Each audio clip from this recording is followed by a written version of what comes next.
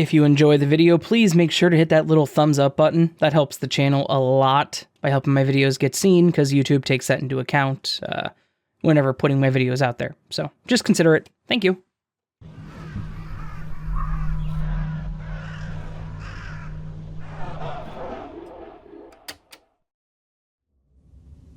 Unreliable Senses by Pacers Nation 16. You are most likely not reading this right now. My emphasis is on the word now, as I'm sure you've read through this in the past. Only now are you analyzing it for the first time, as your brain has stored it for memory. What you are seeing is only a mere recreation. In fact, there may not even be a computer screen in front of you right now. This issue arises from the fact that the form in which we perceive our world is not only primarily, but solely, reliant on our 5 major senses. Touch allows us to feel soothing pleasure, or warns us of injury. Smells open our olfactory system to the world, letting us breathe in various scents. Taste chiefly serves to determine foods that are edible. Hearing opens our ears to the waves of the noise around us. And lastly, vision, our most significant sense, allows us to interpret our surroundings through sight. I'm sure you already knew that, but what you didn't know is the disturbing unreliability our senses truly have. As I earlier stated, you probably aren't truly reading through this right now. The 5 senses all deliver things called sensory neurons to the brain, which carry information that our senses have perceived. Up until this point, there is little to no problem in the way that we speculate the world.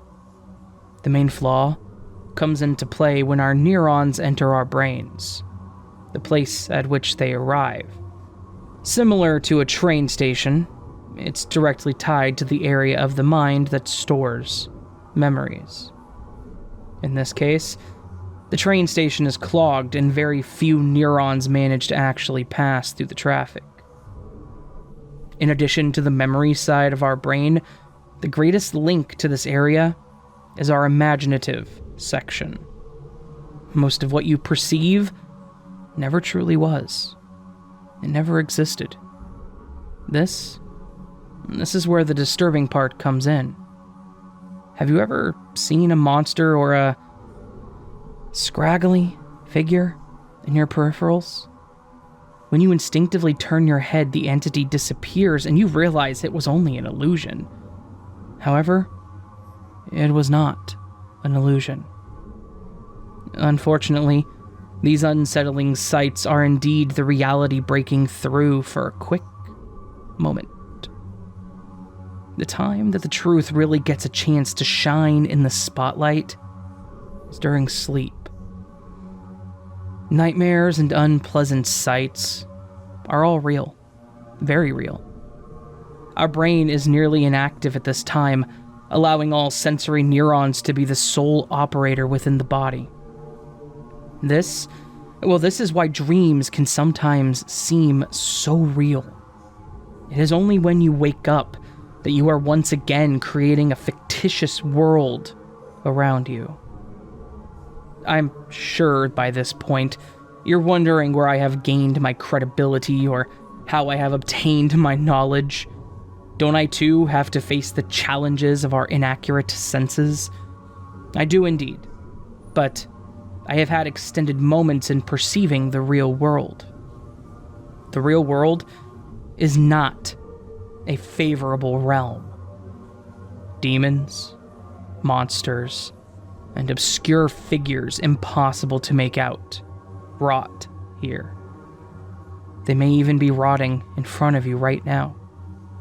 I know this because of my experience. Some of us are born with an ability to break through the wall of fiction better than others. And I happen to be one of the few who can. I had a rather long journey to my final discovery, and it's quite jumbled up, so bear with me. First event, 12/04/90, age 5, Judy. I was only 5 during my initial encounter. Despite my youth, this breakthrough has lasted me through everything in my life, leading up to now. This was when I met Judy. She was my imaginary friend. I was relentlessly reminded that she wasn't real, but after growing older and older, I could still see her, and she didn't fade. I soon disregarded what I was told. I didn't want to, but I had to. I have to admit, I was rather disturbed by the fact that only I could see her. If I was asked as a child what she looked like, I would have probably said something along the lines of a witch or a green woman that walked funnily. As I matured, I came to a realization that the funny witch description wouldn't suffice. Rather, she was a disfigured human with discolored skin and peeling lips. Her limping was disturbing and indicated her disfigurement. Her voice was extremely raspy and designated in my ears for hours after she was done speaking.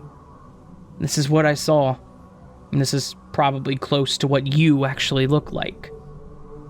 Second event, 6/20/94, age 9, glass cracker.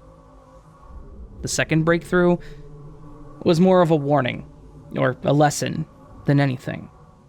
It may have only lasted me a few brief, painful moments, but the scars will leave me forever in memory of their discomforting event. The realization that took place during a picnic. There was a bonfire that the rest of the children and I were sitting at, making s'mores. I had eaten maybe a little over 4 or 5 s'mores when I bit into the 6th one. I felt a sharp agony sting the inside of my mouth. I began spitting the s'more out, anxious of what had caused it. When I looked to the ground, I saw a marshmallow, some chocolate, and a pool of blood. However, I saw no trace of any graham cracker. Instead, I saw a sheet of glass. In fear, I slowly raised my eyes, as I had hoped not to see. There weren't any graham crackers in sight. Only the blood-tainted lips of 8- and 9-year-olds gathered around a fire. This taught me that you never really know what you're eating. And this is something you should keep in mind the next time you chow down on a sandwich. Third event, 05/12/97, age 11. This final recollection that I will discuss is the most repulsive of all. I recommend you do not continue reading if you're easily frightened. However, this will deliver less of a fear factor and more of a depressing truth of mine. I was 11 when this happened, and only have regretted this ever since. It was rather late at night, or perhaps very early in the morning. Regardless, I heard a noise from downstairs. I grabbed a nearby kitchen knife, and I held it tight for protection. Slowly, I turned a corner when I spotted a burglar. I jutted my knife out, slicing into his abdomen. His flesh ripped as I slowly pulled it out and repeatedly stabbed the man to death. When I pulled the knife away, after finishing him off, I noticed something. This man was wearing a locket. This man was in fact not even a man. He was my mother. Of course, imaginative skills covered the issue up to the public as they saw me for a hero, though I will never forget the brief moment I witnessed that truth. I watched her lay there encompassed by her own blood, gasping for air. In the realm we perceive, she still remains living, but I know that in reality she is not. Unfortunately for you, well, I guess you will never know if those around you actually exist, or if they're just figments of your own imagination. I do have more, much more to tell, but I wish to remain reserved since I prefer not to expose personal anecdotes to the public. I may later share more, but of course my writing may be undiscovered as the decision is really up to your senses. Have they chosen to show you this page? I wonder. Just keep in mind, you never really know what you're seeing. That empty hall in the middle of the night may really have crazed murderers in it. The monster under your bed may actually live there. The truth is, you'll never really know.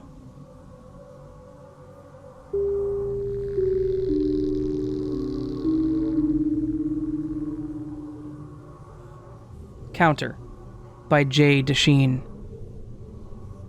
When was the last time you took a shower? The therapist asked. Last week, said Katie. Shame stung her eyes, and the falling of tears could not be fought. The therapist looked up from her notebook. And why is that? Katie averted her eyes. I'm afraid. Of what? Asked the therapist. Katie took a breath. I'm afraid I'll accidentally rub the soap onto my body the wrong number of times, or that I'll turn counterclockwise. And what would happen if you did? The therapist's voice was gentle and inquisitive. I don't know, Katie answered. Something terrible? The therapist jotted Katie's words into her notebook. When she finished, she asked, Why don't you try it? Try it? The very thought left Katie stunned. Yes, said the therapist. I think you know, intellectually, that nothing will happen. If you turn counterclockwise in the shower, for example. And once you do a little bit of reality testing and you see that's the case, I think you'll feel a lot better. Katie felt her chest tighten. But what if I don't? What if I'm not wrong? What if... The choice is yours, the therapist interrupted, but I really think this could be good for you. Later that night, the therapist's words echoed in Katie's ears. Her hair had separated into greasy strands, and she itched all over. She could no longer stand her own smell. Somewhere she knew that she would have to bathe, and soon, but the terror was enough to make her shake. I could simply be extra careful, she told herself. I could be vigilant, keep my head about me. She sighed. It has to be done. Slowly, she approached the bathroom, towel in hand. Just relax, Katie, she repeated to herself. You can do this. She slid her robe off and turned on the water. Once she made sure it was hot enough, she took a deep breath and stepped in. The steady, hot stream of water against her skin was magnificent. Steam filled her airways. Her shoulders relaxed. She thought it was amazing, as she always did, that simply standing under the water could be so calming.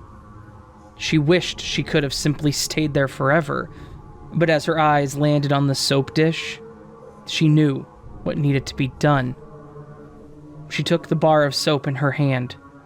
Where first? Her chest? Fine. She counted aloud as she rubbed the soap over her skin.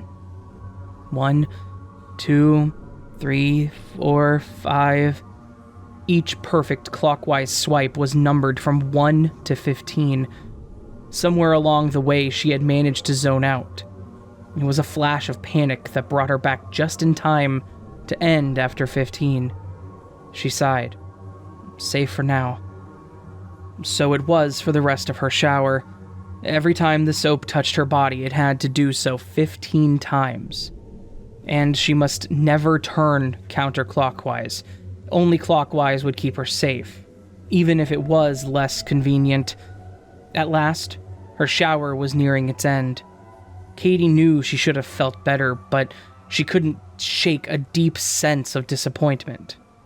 Here she was, showering, giving herself an opportunity to really conquer the last part of her anxiety. She knew she would regret it if she didn't take it. Her eyes drifted down to the bar of soap in her hand, and then over to the soap dish. She would have to put the soap down, and normally she would turn clockwise to do this. Katie inhaled sharply and closed her eyes. I can do this, she said out loud, and she turned counterclockwise to replace the soap in the dish. The euphoria was nearly instantaneous. She had done something terrifying, something she never thought she could again. Was she still nervous? Well, of course, but now maybe the night would pass without incident, and she would see that her actions had caused no harm. Katie turned off the water and slid the curtain aside. One foot went over the side of the tub and onto the bare tile below. As she lifted the other to follow, however, the first one gave way. Katie's entire body tightened as she found herself hurtling toward the floor. She landed with a horrible smack. Her neck twisted unnaturally. There was a pop, followed by excruciating pain. She tried to reach up to massage it, but she found that she couldn't. Her arm would not move. Nothing would. Katie lay on her bathroom floor, facing the wall, with her back to the bathroom counter. Panic set in. What am I supposed to do? She thought. How do I call for help? I don't want to die. She felt hot tears begin to form as her mind continued to whir. Then, there came the sound. The creak of the cabinet door right below the bathroom counter caught her ear and arrested her mind. It was not the only sound. Something else bubbled under the creak. Laughter? Anxiety almost gave way to puzzlement, but all feelings turned to terror as the laughter broke into language. She did it, said a small voice. She did it at last. Did she think she could get away with it? Turning like that? Doesn't she know the rules? I never thought she would even try, said another. She's so careful. Let's not waste any time, said the first voice. Katie heard the slap of skin against the wet floor behind her. 2 sets of footsteps padded their way to her. All the while, the laughter persisted. The words would not come, no matter how hard she tried. She had just about given up trying to speak when she felt a number of sharp stabs burrow deep into her flesh. What escaped her was the choked remains of a scream. Ready? Said one voice. Ready, said the other. Before losing consciousness, the last thing Katie heard was the creature straining as they slowly slid her over to the cabinet door.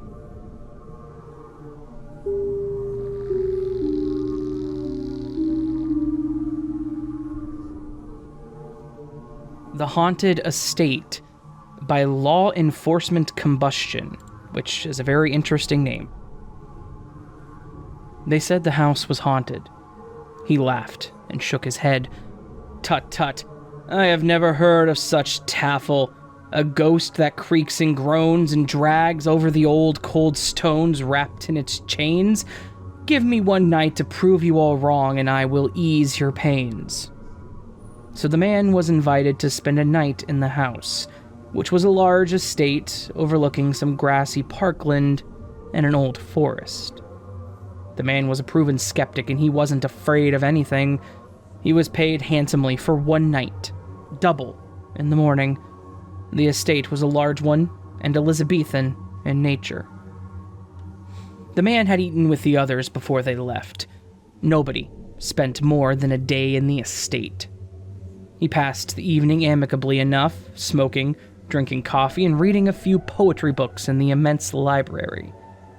Halfway through the evening, it must have struck him as odd that he was the only man in the estate, and every single room which was there was free for him to explore. Nothing was out of bounds. It was a crazy thought which he had never had before, but he shrugged it off. Being an eager man of the law all his life, he had never broken a rule before, and he would not start now. The usual noises of the night began floating around the dark, empty corridors of the old estate, encroaching around the empty rooms, permeating his senses. How startled he must have been when he looked at the old grandfather clock and saw that after what had seemed like minutes, it was now 11:30. The smoker sat up in his chair, alert, the pine wood smoke curling around his face, giving him an eerie complexion. He heard nothing apart from the creaks of loose steps upstairs. The wind whistling through half-open windows upstairs and the beginning of a torrential downpour outside. He got up after a while, and he rekindled the fire. He sat back down, drawing his chair a little nearer, and then relaxed again. The man was expecting nothing, so he was not alarmed when he heard the creaking of the bell chain on the grandfather clock chiming, nor by the heavy footfalls of a loose portrait falling off the wall with a crash. But the crash was louder than it should have been. It echoed on, getting closer. Yes, it was getting closer. He sat up in the chair. One crash, two crashes. It was moving down the hall. He got right to his feet and brandished the pipe like a sword. The skeptical man believed this to be a prankster, one of the group who had stayed behind to play a prank. But then he remembered that everybody was accounted for and he had seen them off with his own eyes. So he saw the door open, and standing in the doorway, shrouded by light from the fire, was a tall man with chains wrapped round his body. The chains trailed off onto the floor 2 feet behind him. He said in a deep, cavernous voice, "I am the ghost. Pray, who are you?" The startled guest fled from the house and ran as fast as he could all the way home.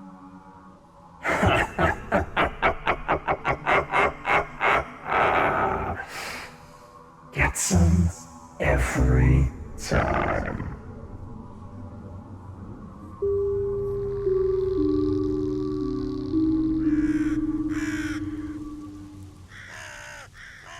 So that was a mix of 3 skin-crawling creepypastas. Hopefully you enjoyed this little collection. Thank you to all the authors who post their stories in the wiki. If everyone doesn't know, the wiki, the Creepypasta wiki, is all CC by SA30, which means it is free to use so long as proper credit is given, and links to licenses are as well. All that's down below. I make sure that stuff's very well intact. So thank you again to the authors who wrote these stories. These were very, very fun to read. I hope you all enjoyed them. If you did, please consider hitting that thumbs up button. If you're new to the channel, hit that subscribe button. If you're not new to the channel, hit the comment button. Leave me a comment saying, "Woo woo, how you do." Don't do that actually, never mind. Anyways, I hope you all have a beautiful weekend. I hope I will see you on the next video, but until then, my lovely, lovely friends, sleep well.